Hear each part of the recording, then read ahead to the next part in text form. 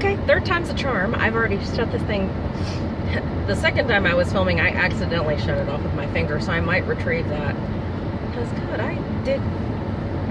you know what? It's one of those days.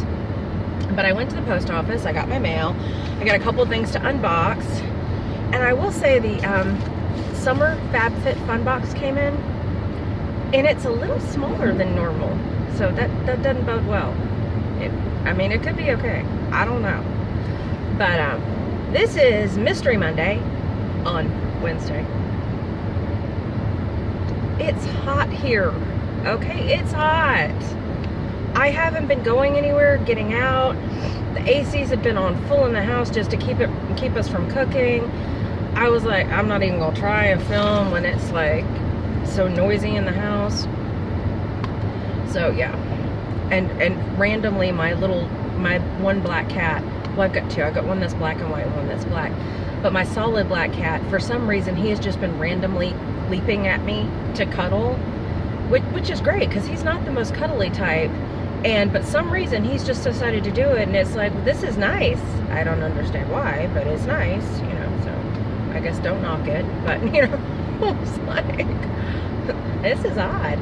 But yeah, so I was just like, I haven't even been willing to try to film in the house because I'm just like, it's like chaos there. But so we're doing Mystery Monday on Wednesday. Not only that, but the laptop, for some reason when I go to load up from the phone to the laptop, it's been taking forever to load up. So I've been trying to figure out what's wrong with it. And I don't know. Randomly at work, sometimes it doesn't. So, but anyway, this Mystery Monday is Miss Fisher's Murder Mysteries. Now, I normally, so far, have done like the BBC ones that are based over in Britain and Wales and stuff like that. This is a bit different. This one is supposedly based, because it's a show. I don't know where they really film, but they probably really film in Britain, but they supposedly it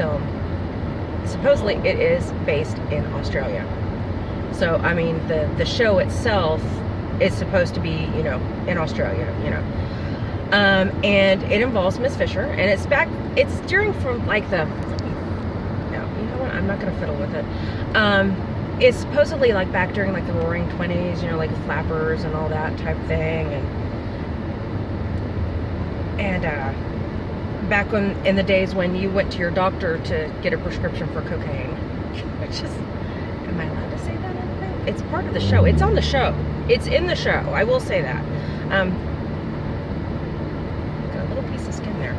But anyway, so Miss Fisher is a single woman in the 1920s, or this era, and she decides to move home to Australia because that's where she's originally from. So her family's originally from Australia, and she still has relatives there. And she decides to move home for a reason, which I'm not entirely sure. There was a situation that happened like way back in her childhood, and it's kind of runs throughout the series, and just every so often it'll pop up. So,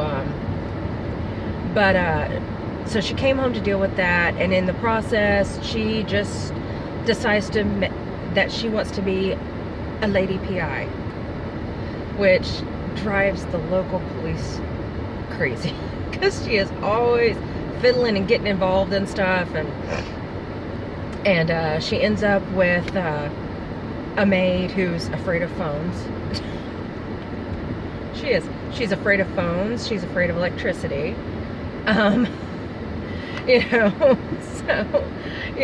she has to answer the phone. She has to put on a big, heavy-duty glove because she's afraid that she's going to get electrocuted because her reverend or preacher or whatever it was told them that phones are the work of the devil. So, and I love it.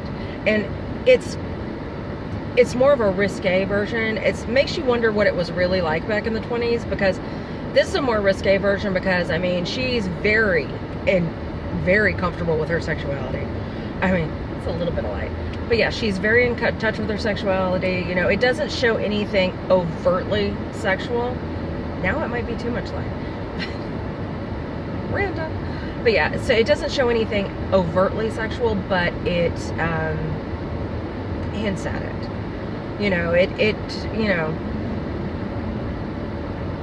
there's some, you know, there's a little bit of a show with skin, but, you know, otherwise, you know, it's more of a insinuation, you know, which, you know, is a nice change from some of the stuff we've got going on now, you know. And but yeah, so it's an insinuation of, you know, romance and sex and these things like this, and it goes through the stuff that I'm assuming from what I've looked into were kind of things that were happening back in those days, like the doctors with the prescriptions, and the fact that, you know, if you wanted to have, if you had a female problem, you had to go to a special hospital, but especially for female issues, because, you know, not all doctors took care of those, you know. And it just goes through the different issues and like that, you know, that would have been happening back in those days, which I find fascinating because, you know, I mean, as someone who wasn't alive in those days, you know, I do find it interesting. And I always find it interesting that how things were in different areas of the world. So, you know, and that's one of those things that, you know, when shows like this put them in there and they try and get it a little bit more realistic and, you know, real, it's nice, because then, you know, and there's a nice little state trooper on the side of the road. Try not to look like I'm filming. Try not to look like I'm filming.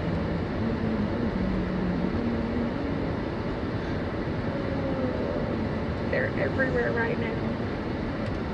Oh, Lord. But yeah, so we've had cops everywhere here lately. I don't know if there's like a quota they're trying to get. It's the first of the month, so I mean, that's usually the end of the month. But anyway, so you learn different things about interesting things about, you know, the different parts of the world during those different times, and the difference, you know, the different murders as it goes through the series, which I've watched all but the most recent. And I keep saying I'm going to get over to watch them, but I just haven't yet. And, but it's, I don't know, she's very hard to explain. She's very forthright and very open. And then you see her aunt in the show, who I've seen, that the woman who plays her aunt, I've seen her in a lot of other stuff, and to watch her in this one, it's like, oh, this is interesting. So,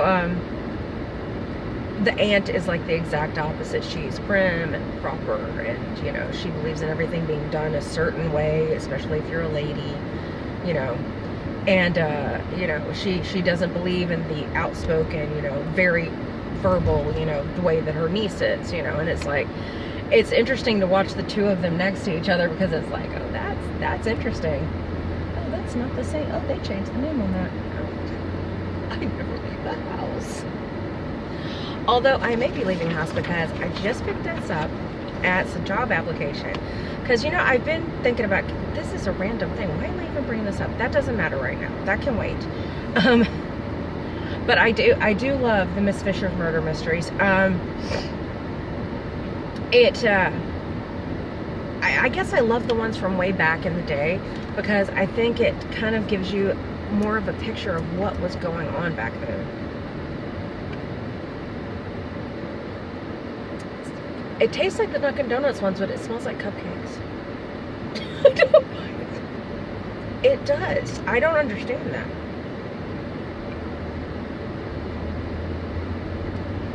It does. It tastes like the Dunkin' Donuts ones, but when you smell it, it smells like chocolate cupcakes. It's weird. It's so weird. It's good, though. I mean, don't get me wrong, they're not as good as the Starbucks ones, but, you know, 2 something for this. Almost 4 for Starbucks. But I'm sorry, if I'm going to spend almost $4 for a Starbucks, I'm going to get the real in the Starbucks one. So, that's just that. But yeah, I love this, and you have the old-timey cars, and, you know, the horse and buggies, and the different things, and how things were done differently back then, and it's so fascinating. And then on top of that, you've got the murder mysteries, and they're awesome. I mean, she is great. She reminds me of like a really out there female version of Hercule Poirot. or Sherlock Holmes. You know, it's one of those. But she's very out there and very, you know, brash and in your face, you know.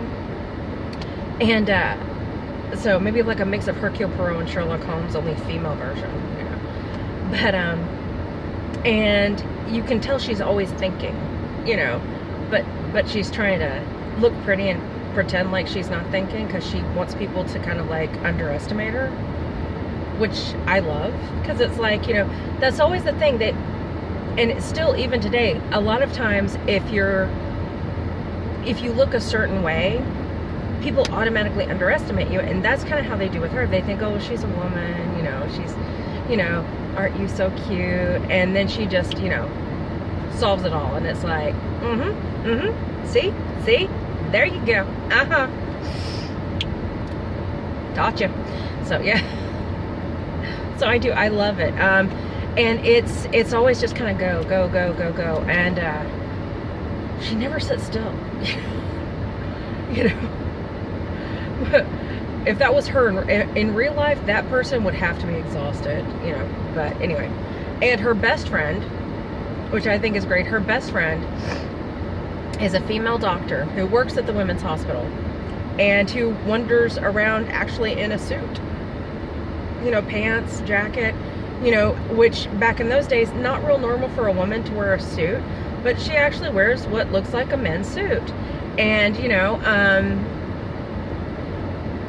she doesn't outwardly say that she's inclined one way or another, but it's kind of insinuated that she's inclined one way or another. And which I think is interesting always to see that in these shows, to see, because a lot of times these shows will actually go back into the history and look and see how it was related to back in those days. Any kind of difference in religion or sexual orientation, and how people dealt with it. And, you know, because back in those days, it was very taboo to have any other sexual orientation other than the norm, heterosexual, you know. Anything other than heterosexual was considered very taboo, very out there, and it was very frowned upon. So it was it's kind of an interesting look into it, because the different shows kind of deal with it differently, you know. And but a lot of times it's not outwardly kind of, it's not really part of the actual show, it's just kind of hinted at, you know. Now there has been one episode of the Father Brown Mysteries that actually did, you know, kind of talk about it without actually putting a name to it, because back then you didn't put names to it. You didn't talk about homosexuality because it was that taboo, you know. And so it would have been the same way within, you know, the Miss Fisher's, you know, time. It would have been very taboo. You didn't talk about it, you know. It was just, you know, it was just assumed that, you know, if you were anything other than heterosexual, you were sick. You were sick, it was a medical condition, you needed help, which, of course, not true. But, you know, that's how it was back in those days. So I always like to see how the different shows handle that, because it's part of life. It's part of life, it's part of history, you know. It's dealt with in different ways in different areas. So they do kind of deal with that, you know, quietly. It's not really one of those outwardly, you know, vocal of this is what it is, you know. But and I just love the way that they work the mysteries into the storyline, because there's always a storyline, and there's always kind of things going on behind the scenes with the characters, in addition to the mystery and the storyline. Good grief, it's 97 degrees outside today. Good Lord. On another note, my friend put on Facebook the other day that over the weekend, one day it was 100 degrees in New Braunfels, and the other day it was 105. So, yeah, it's hot. It actually feels hotter than 95, 97 degrees here, because there is no wind. It is all hot and humid and miserable. So, but yeah. So anyway, I know, random. But it's such a great movie, and it's one of those shows that it's a TV series, But it's one of those series that it's kind of hard to explain, because it's neither one thing or another. It's kind of a little bit of everything, you know, because they kind of get into all sorts of stuff. So it's really kind of hard to explain, but it's such a great show. And I really do highly recommend it. It's a big truck next to me. I do highly recommend it. If you like mysteries, I highly recommend it. And if you also like to watch shows that have a bit of history interwoven in with the show, then this is another good one too. It just really is, because the little bits of history woven in with it, in addition to the mysteries and the interactions between the characters, it's really great. I can turn this down now a little bit. Hey, you can hear me now. I do apologize for that noise in the background, but it is hot.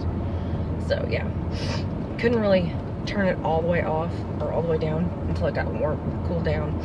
But anyway, so yeah, highly recommend the Miss Fisher Murder Mysteries. I'm sure you can get them on Amazon. You can watch them on Netflix. I don't think you can get them on Hulu. But if you don't have Netflix and you don't want to mess with Amazon and you just want to watch something on Hulu, go watch Ed vs. Evil. We'll do that one next time. That's not really a mystery, so we'll just handle something else. But still, it's a good one. It's funny. But anyway, but yeah, that's it. Miss Fisher's Murder Mysteries. Awesome show. New episodes up on Netflix now, so go forth and watch. As always, much love from Monty in a very curious place. Bye, sweeties. Stay strange.